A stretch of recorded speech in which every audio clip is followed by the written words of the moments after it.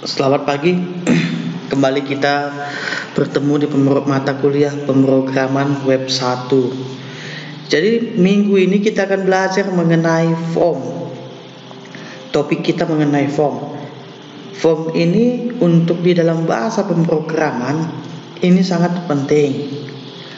Karena melalui form antara pengguna dan juga administrator, dan juga bisa dikembangkan sistem untuk melakukan sebuah verifikasi dan jawaban daripada data yang diinput oleh si user untuk memberikan sebuah jawaban.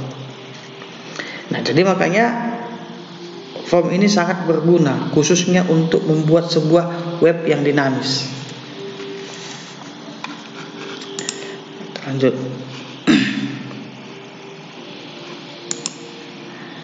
Nah, jadi pokok bahasan kita itu saya sudah jelaskan tadi mengenai pengantarnya. Kemudian cara kerja dari web form. Yang ketiga HTML5 new input type. Selanjutnya HTML5 new form element. HTML5 new form attribute. Nah, jadi diperkenalkan pada HTML 2.0. Form merupakan daftar isian yang dapat digunakan untuk mengisi informasi pengunjung web untuk diolah. Merupakan fitur interaktif pada halaman web. Jadi form ini sangat penting untuk memberikan sebuah aktivitas transaksi maupun interaksi antara user dengan sistem atau juga user dengan administrator. Inilah fungsi dari form. Selanjutnya form, umumnya penggunaan form dilakukan pada server dengan menggunakan skrip yang bersifat server side. Contoh form dapat berupa kotak pencarian, buku tamu, formulir isian, transaksi online, dan sebagainya. Nah, jadi dua bagian atau komponen web form. Yang pertama itu adalah interface yang dibentuk dari objek form untuk mengumpulkan informasi. Yang kedua aplikasi atau script pada server yang memproses informasi yang dikumpulkan dari form dan mengembalikan respon yang sesuai. Jadi kira-kira gini dia modulasinya. Jadi nanti inilah dia yang disebut form itu. Jadi begitu data kita isi di text box ini dan formnya disubmit, maka artinya isi dari masing-masing form ini itu akan di send ke web application atau servernya. Kemudian setelah dilakukan validasi ataupun aktivitas sesuai dengan algoritma yang telah ditentukan, maka web application ini akan memberikan sebuah respon. Nah, ke dalam bentuk HTML dia. Jadi begitu contohnya terjadi proses pendaftaran. Apakah data atau field yang sudah kita kirimkan itu sesuai dengan kriteria yang sudah kita tentukan? Ketika sudah sesuai dengan kriteria yang sudah ditentukan, maka web application kita akan memberikan sign atau tanda. Jadi kalau seandainya dia berhasil, maka ya terima kasih atas pendaftaran yang Anda lakukan. Kan gitu ya.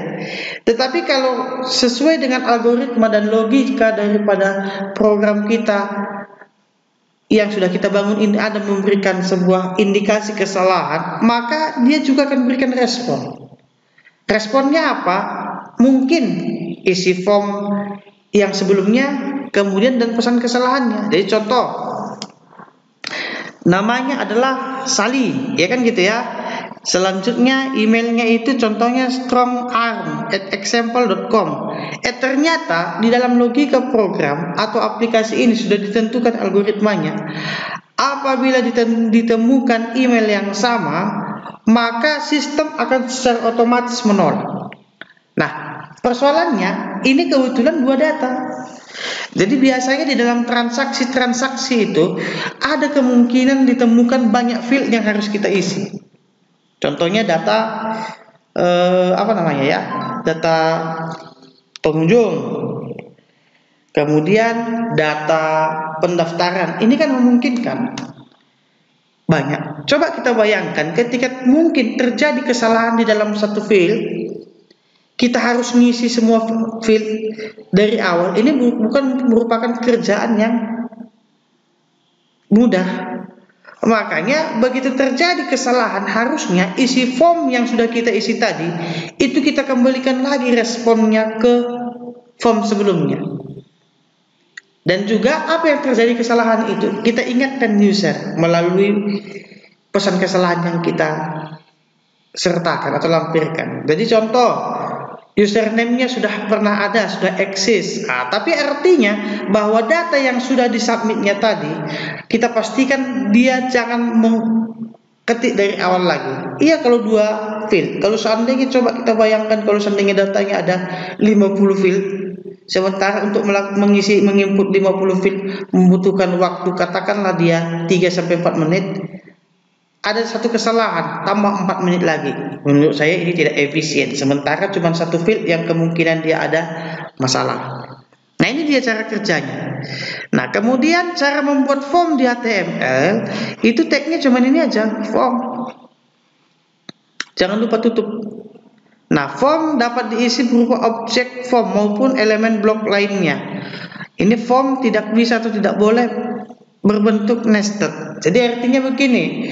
Kalau kemarin kita belajar mengenai list, maka di dalam list itu mungkin ada beberapa dia turunannya.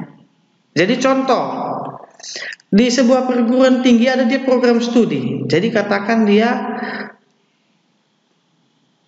iya, di sebuah perguruan tinggi ada program studi. Katakan dia program studi akuntansi, kemudian ada lagi program studi manajemen. Nah, tapi ternyata manajemen ini dua ada konten lagi, yaitu apa? D3 dan S1, S2 juga ada. Nah, kalau seandainya di form ini kita bisa lakukan dia pembentukannya dalam bentuk nested. Di dalam list, di dalam list ada lagi list. Jadi katakan kita klasifikasikan aja. Jadi D3 itu program studinya apa saja. Kemudian S1 program studinya apa saja. Itu dia kalau dalam bentuk list. Tetapi dalam bentuk form, dalam form ini strukturnya dan formulasinya itu tidak dimungkinkan untuk nested. Artinya actionnya ini nanti bisa hanya bisa untuk satu page saja yang akan mengolah isi daripada form itu. Nah ini dia. Nah, atribut yang diperlukan yang pertama action. Jadi action ini menentukan URL atau directory dari file yang digunakan untuk mengolah isi form. Jadi katakanlah kita membangun formnya itu di pendaftaran.html. Tetapi begitu disubmit nanti, maka otomatis dia akan pergi ke katakan proses.php. Maka isi daripada form pendaftaran.html itu akan muncul semua isinya. Nah, di dalam proses.php ini tadi. Maka yang penting adalah bagaimana kita untuk memprosesnya itu nanti untuk di materi berikutnya di programan lanjutan. Tapi itu dia. Yang kedua, itu ada metodenya get dan post. Jadi metode get dan post ini adalah bedanya. Kalau get dia itu nampak di atas di URL-nya nanti isinya. Nanti akan kita praktekkan. Kalau post tidak. Dia artinya secara tersirat dia nggak, secara tertulis dia nggak nampak, tapi secara tersirat dia akan tampil. Nah, jadi contohnya gini. Nah, inilah dia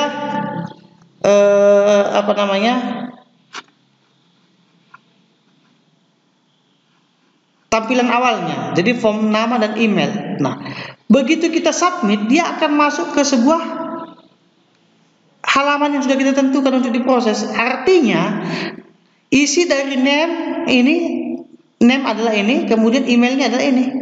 Nah, itu dia. Ya kan? Nah, jadi prosesnya gimana cara buatnya? Ini contohnya.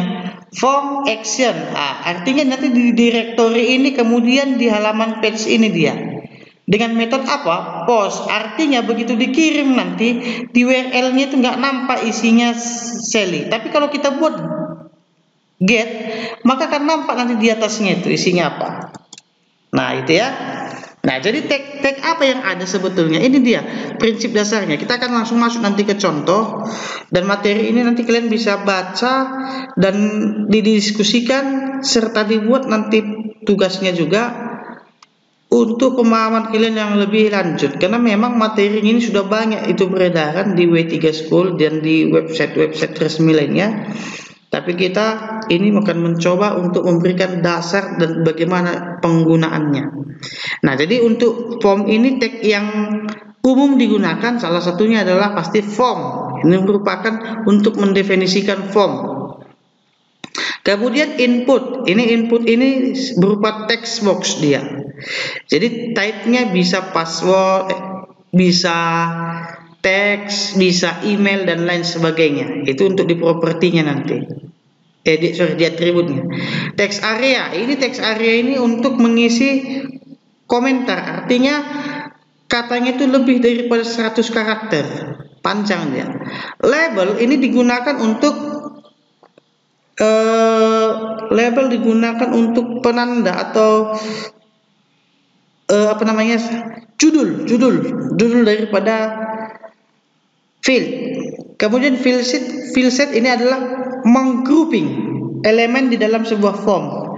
Kemudian legend ini adalah judul daripada field set. Jadi artinya field set ini nanti di dalam contoh pendaftaran itu bisa kita klasifikasi. Jadi contohnya itu satu grup mengenai identitas diri, satu grup mengenai keluarga, satu grup lagi itu mengenai pekerjaan, supaya nanti pengisiannya itu lebih tertata rapi dia.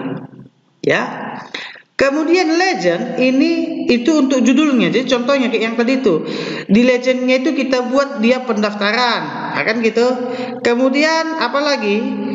Selanjutnya keluarga, pekerjaan dan lain sebagainya. Nah, kalau select ini dia merupakan drop down list. Artinya drop down list ini itu untuk membuat sebuah list yang bisa dipilih. Jadi contohnya agama, itu kan biasanya di Indonesia itu kan ada 6 agama, katakan Kristen, Protestan, Katolik, Islam, Hindu, Buddha, Konghucu dan lain-lain. Nah, artinya bisa dipilih dia.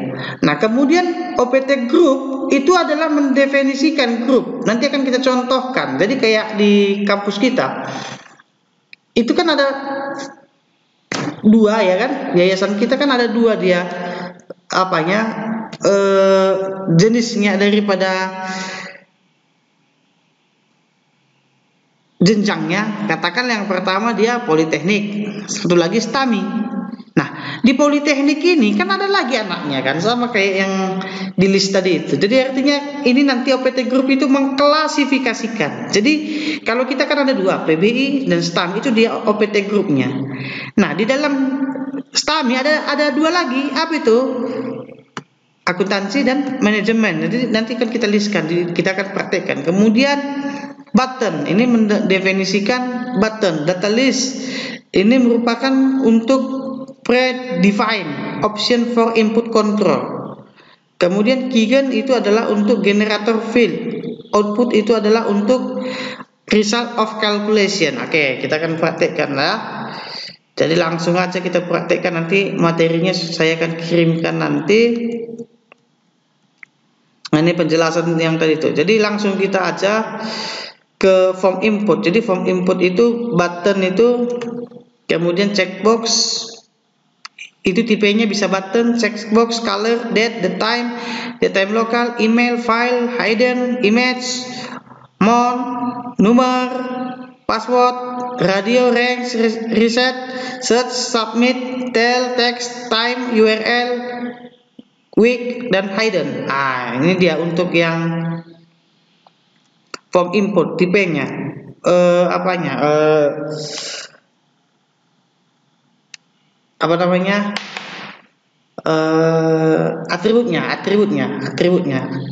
Atributnya adalah tipe, kemudian isinya bisa, inilah opsinya.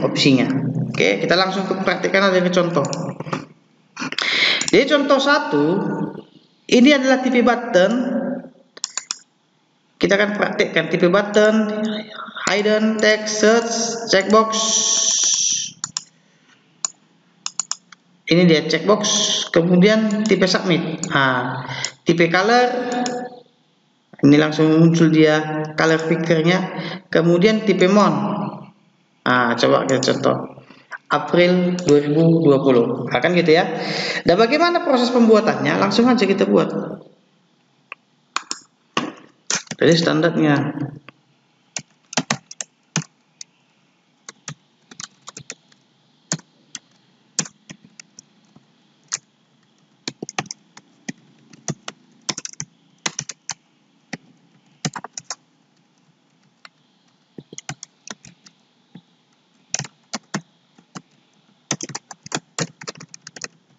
Contoh 1, kemudian body.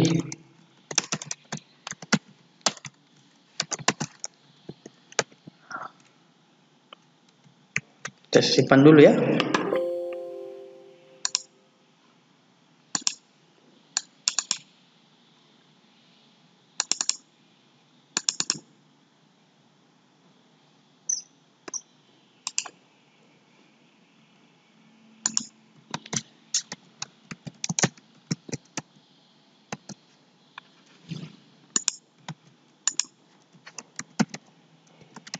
Oke, kita lihat.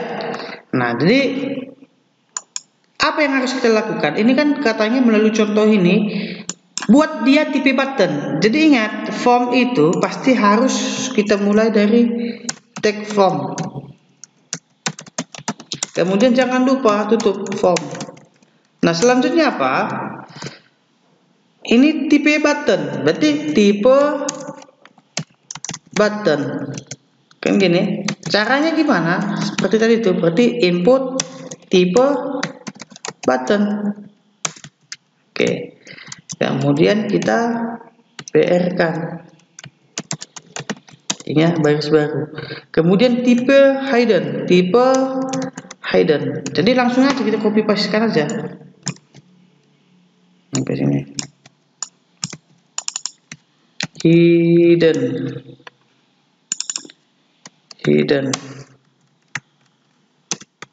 Kemudian tipe text. Tipe text. Kemudian tipe search.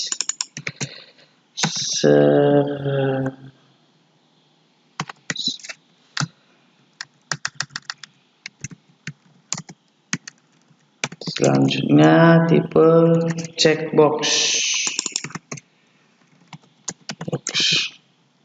Ini kita contohkan, inilah dia checkboxnya. Berarti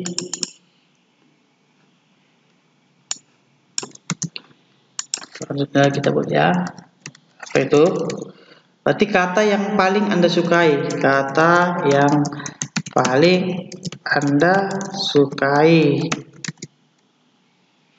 Ya kan? I miss you, I love you, I hate you, I want you. Berarti input tipe checkbox. I miss you, I love you, I want you, I hate you. I love you, I hate you, I want you. Ya kan? Kemudian tipe submit.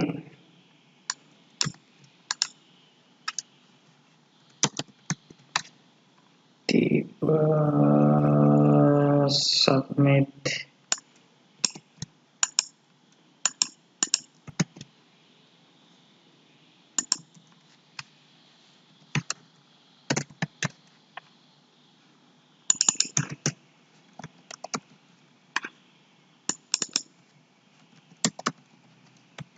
Ya, oke. Kemudian tipe color, tipe mount. Tipe color, tipe mount. Tipe mount.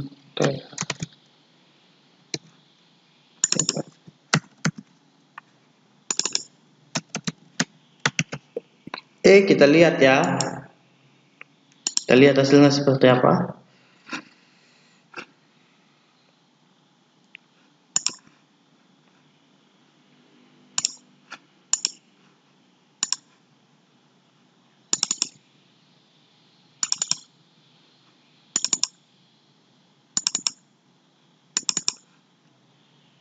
Nah, sesuai kan dengan yang ini. Oke, jadi gampang sebetulnya. Nah, apalagi yang belum sesuai di sini? Tipe button. Jadi kalau di sini lihat tipe button. Ini kan buttonnya. Tapi di sini namaku bento. Maka apa kita buat? Berarti contoh tipe button.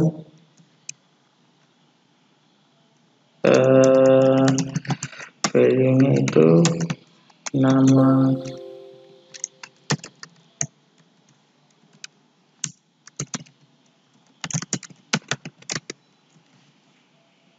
Nah, ini dia. Atau bisa juga modelnya seperti ini. Langsung kita buat dia button. Ini artinya langsung value-nya nama bento. Jadi contohnya ini, tipe button yang kedua ya. Itu bisa kita buat gini. Button slash button. Kemudian nama aku bento. Jadi di sini value-nya bisa kita buat contohnya 1. Artinya nanti begitu di submit isinya adalah value-nya adalah 1 gitu. Ya, coba kita coba. Nah, ini value-nya ini 1. Oke ya. Bisa ya adik ya. Kemudian yang kedua, sekarang kita masuk ke sini. Jenis prosesor dan jenis prosesor dan jenis printer. Oke, langsung kita coba aja.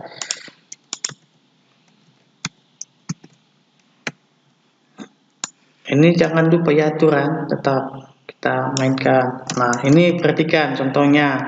Contoh yang ini itu kita asumsikan bahwa dia terdiri dari 2 tabel, yaitu adalah jenis prosesor dan jenis printer. Caranya gimana? Ya udah, table slash table, kemudian terdiri dari 1 baris 2 kolom tr. Nah, kita buat aja gini, td slash td. Ini juga td slash td.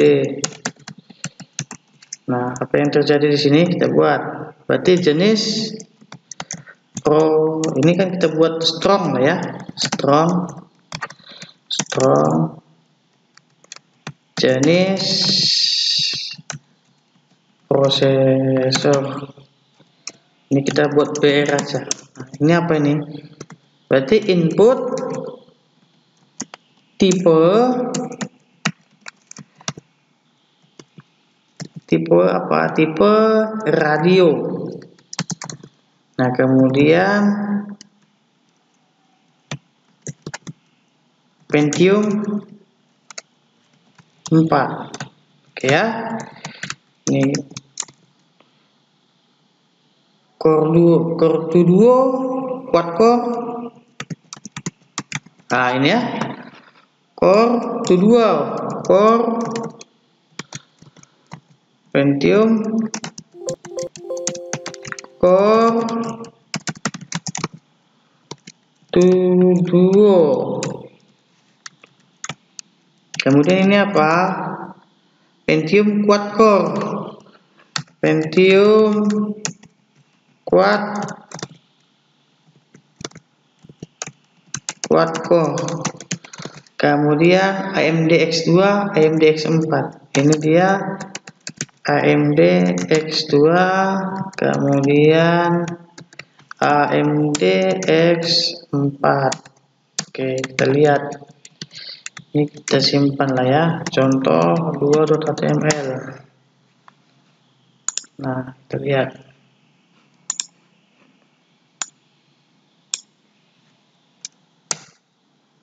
Nah, ini sudah betul ya. Sesuai dengan contoh ini kan sudah. Oke, kita coba. Nah, ini apa masalahnya seperti ini? Harusnya kan pilihannya 1. Nah, bagaimana cara mengatasinya? Itu tambahkan nanti name-nya sama. Jadi contohnya name itu jenis prosesor. prosesor. Berlaku kan untuk semua yang sama, satu grup dia. Oke, satu grup. Oke, kemudian kita cek hasilnya. Nah, udah aman, selesai. Oke, lanjut contoh 2. Jenis printer Canon dan Epson. Ya. Oke, langsung.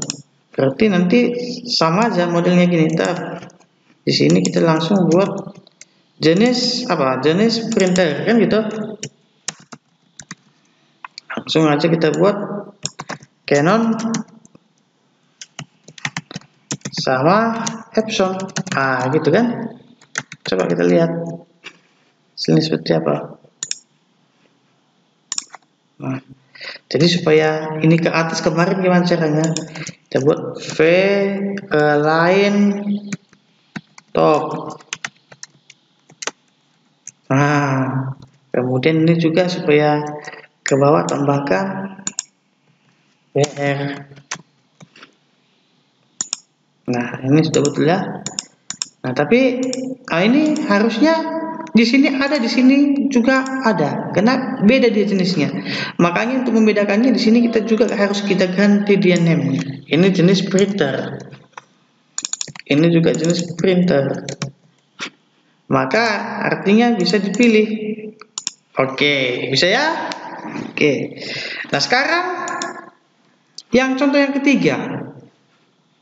Contoh yang ketiga. Contoh yang ketiga itu ini dia. Contoh yang ketiga. Ini kampus kita. Dia pilihannya ada jurusan STAMI dan Politeknik. Bagaimana kita untuk membuat groupingnya? Berarti kita masuk ke contoh yang ketiga ya. Contoh yang ketiga.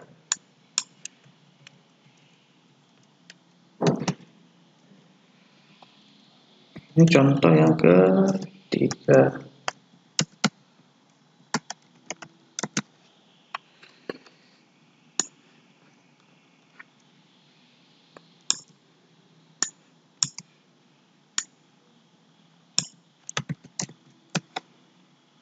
Berarti dia tetap select.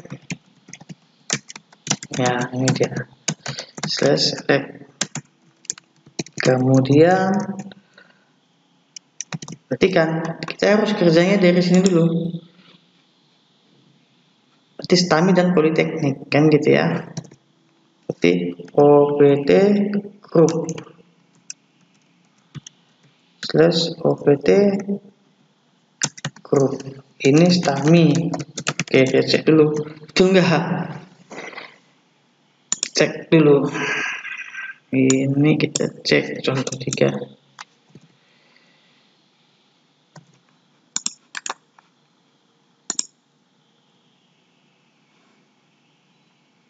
Ya, udah betul ya.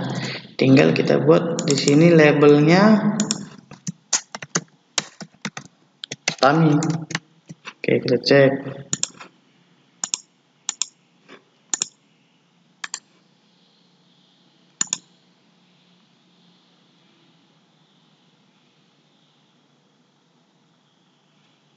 Ya. Berarti di sini tetap masuk option.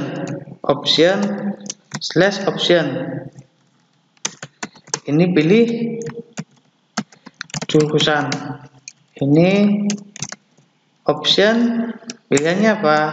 /option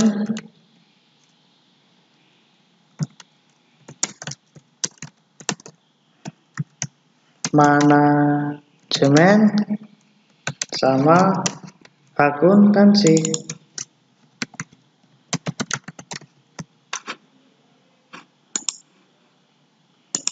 Ini dia. Oke ya, bisa ya. Kemudian untuk yang politeknik juga sama aja, langsung kita kopikan aja. Ini politeknik. Kan gitu. Optionnya apa? Teknik komputer. Kemudian komputer komputerisasi akuntansi, kemudian keuangan dan perbankan, ini administrasi kantoran. Oke, kita lihat. Nah, ini dia.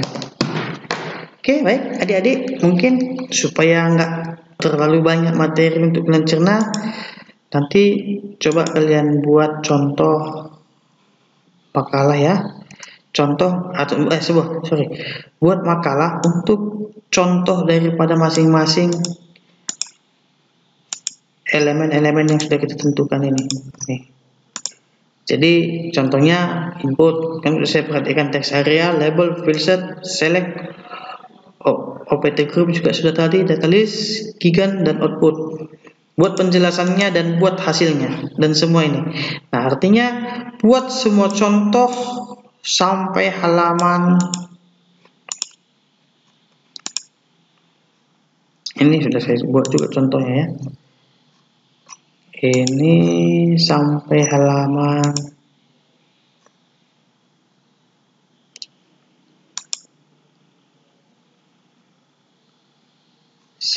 ini udah, group list juga sudah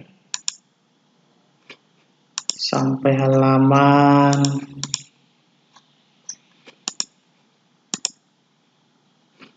tiga 36. Oke, selamat mengerjakan. Tinggal gunakan waktu yang ada untuk menambah potensi yang ada di dalam diri kalian. Tetap bersabar, sama-sama kita berdoa supaya kita keluar dari keadaan ini dan bisa bertemu kembali di perkuliahan untuk tatap muka kembali. Selamat pagi, sampai jumpa, dan terima kasih.